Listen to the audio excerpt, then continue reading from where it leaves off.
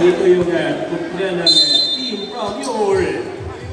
Lamang po dito yung Clubs Nationals mga kaibigan. Sino kaya yung magpapatuloy? 10 seconds on the shot clock.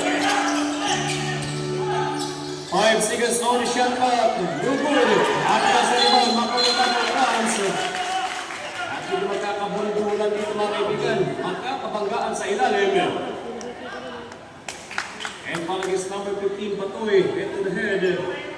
Tatawagan, eto Patoy samantala for Patoy pinigil third personal foul and penalty situation tayo mga kaibigan.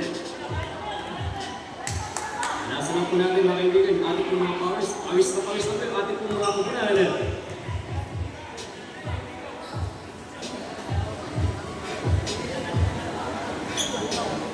One minute and 29. 1 minute and 28 tayo dito mga kaibigan, 72 and 69. Okay, for the first one, sila, good for one!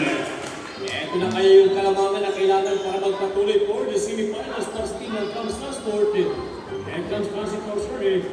Kaya magpapatuloy at babawi o overtake itong Nova Shuttle Run for the last 1 minute and 29 at itong paglalaro for the last quarter. 2 out of 2 points!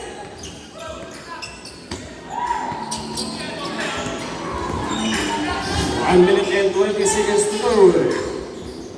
And for 3 points, not good. Agaw sa rebound, mapunta bola for number 15 Matoy, wala pa rin. Agaw sa rebound, makira matibay, 1 minute and 10. And for number 77, ready for number, eto po, 160 meters in it. Good! 1 minute!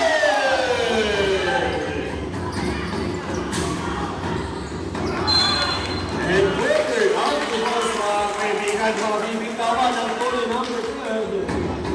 And requested for substitution. Tony number 12 out and Antoy number 20 papasok.